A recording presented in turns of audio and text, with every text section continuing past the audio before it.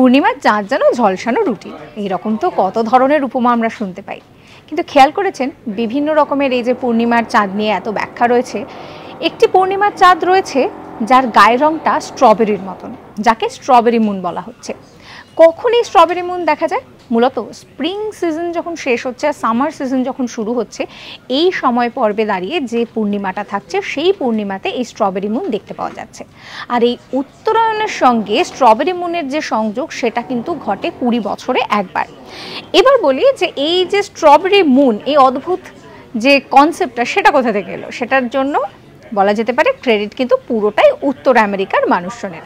উত্তর আমেরিকার মানুষজন তারা স্ট্রবেরি চাষ করতে করতে যখন আকাশের দিকে তাকিয়েছিলেন, সেই যে সময়ে যে চাঁদটা দেখেছিলেন তার সঙ্গে তাদের চাষ করা যে স্ট্রবেরি তার প্রচুর মিল পেয়েছিলেন, এবং তারপরেই তারাই কিন্তু সেখানকার যে আদিবাসীরা ছিলেন তারাই এই চাঁদকে স্ট্রবেরি মুন হিসেবে বলা যেতে পারে যে আখ্যা দিয়েছিলেন। এরকম সমস্ত কন্টেন্টের জন্য সাবস্ক্রাইব করতে ভুলবেন না আজ তাক বাংলার ইউটিউব চ্যানেলকে।